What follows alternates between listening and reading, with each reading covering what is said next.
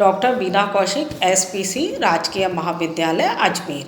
आज का मेरा टॉपिक है पार्ट 3, राष्ट्र संघ की असफलता के कारण। इसके अंतर्गत अपन लोग राष्ट्र संघ के पिछले 2 पार्टों में हमने देखा कि असफलता का प्रमुख कारण पहला अमेरिका का सदस्य नहीं होना, दूसरा राष्ट्र संघ के प्रति यूरोप के राष्ट्रों में अविश्वास। इसके अलावा हमने देखा कि राष्ट्र संघ जो है उसमें विभिन्न देशों के जो विचार थे राष्ट्र संघ के प्रति, वो विचार बहुत ही अलग थे, परस्पर विरोधी थे।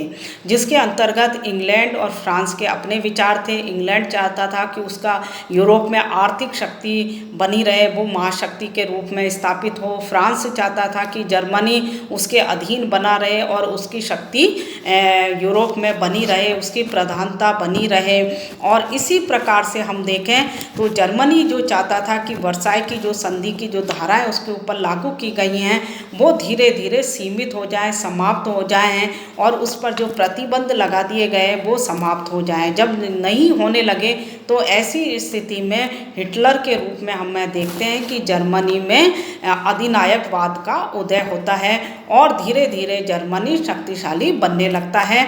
और इस कारण से जर्मनी भी राष्ट्र संघ से अलग हो जाता है। अब रूस जैसी महाशक्ति का क्या विचार था कि रूस भी राष्ट्र संघ का विरोधी था। 1934 में हिटलर की बढ़ती हुई शक्ति के भय से रूस ने संघ की सदस्यता स्वीकार की। संघ के सिद्धांतों में उसकी पूर्ण आस्था कभी नहीं रही। स्पष्ट है कि संघ के प्रति विभिन्न राष्ट्रों के विभिन्न दृष्टिकोण थे।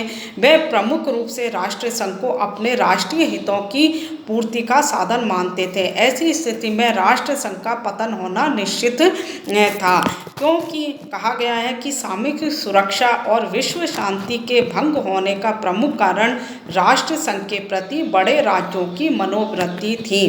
तो ऐसी स्थिति में संघ के प्रति यदि महाशक्तियों के खुद के जो विचार थे वो परस्पर विरोधी ही नहीं थे, बल्कि वो राष्ट्र संघ के प्रति आस्था भी नहीं रखते थे, सम्मान भी नहीं रखते थे, तो उनके निर्णयों को वो किस तरह से लागू करते हैं। यदि उनके स्वार्थ में वो आड़े आते हैं तो ऐसी स्थिति में उन्होंने उनके निर्णय को मानने से मना कर दिया। अगला असफलता का कारण था संघ का सार्वभौम ना होना, अर्थात सभी राष्ट्र इसमें सम्मिलित नहीं थे।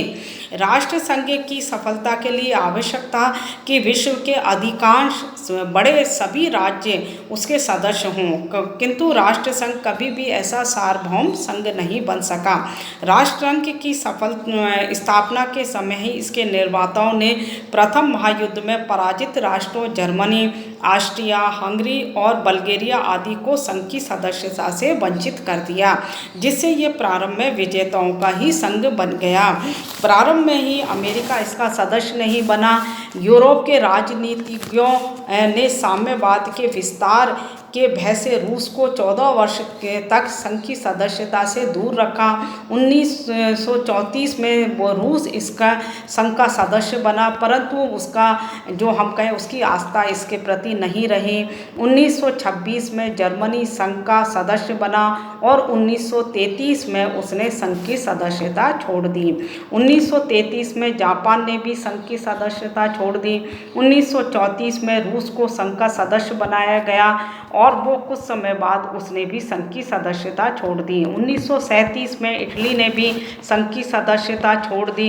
इस प्रकार अमेरिका, जर्मनी, जापान, इटली, रूस आदि बड़े राज्यों के संघ से अलग हो जाने और संघ की शक्ति और प्रतिष्ठा को उससे गहरा आघात लगा। धीरे धीरे ये छोटे राज्यों का संघ बन गया। 1938 में संघ की सदस्य संख्या केवल 42 रह गई। तो इस प्रकार राष्ट्र संघ के 20 वर्षों के जीवन काल में कभी भी ऐसा समय नहीं आया जब विश्व के सभी देश या बहुसंख्यक देश उसके सदस्य रहे हों। अतः सार्वभौमिक शक्ति के अभाव में राष्ट्र संघ अपने निर्णयों को लागू नहीं कर सका और शांति बनाए रखने में असफल रहा। तो इसकी असफलता का एक प्रमुख कारण हम देखें कि अधिकतर राष्ट्र या बड़े राष्ट्र संघ के सदस्य बने, परंतु उन्होंने सदस्यता छोड़ दी, या सार्वभौमिक रूप से हम देखें तो बहुत सारे राष्ट्र इसके सदस्य कभी नहीं बने। जब सदस्य ही नहीं बने तो उसके निर्णय उनके ऊपर लागू नहीं हो सके। अगला जो इसका वो कारण है असफलता का कि संघ के संविधान में दोष होना। राष्ट्र संघ का संविधान और उसका संगठन उसकी सफलता में बाधक बना। उसके संविधान में अनेक कमियां थीं, जैसा अंतर्राष्ट्रीय सेना का अभाव। संघ की 16वीं धारा के अनुसार राष्ट्र संघ काउंसिल को सैनिक कार्रवाई का हुक्म दे सकती थी, परंतु राष्ट्र संघ के पास अपनी सेना नहीं थी। उसे सैनिक कार्रवाई के लिए सदस्य राष्ट्रों से सैनिक सहायता लेनी पड़ती थी। आर्थिक प्रतिबंध भी सेना के माध्यम से कठोरता से लागू किए जा सकते थे, किंतु जब कभी सैनिक सहायता की जरूरत पड़ती तो वो बड़े राष्ट्रों ने पूर्ण सहयोग राष्ट्र संघ को नहीं दिया। तो राष्ट्र संघ की असफलता का एक प्रमुख कारण इसका जो संविधान था वो इस प्रकार से बना हुआ था कि उसे अपने सदस्य राष्ट्रों से ही सहयोग लेना पड़ता था। तो अंतर्राष्ट्रीय सेना न होना उसके पास उसकी असफलता का कारण बना। धन्यवाद।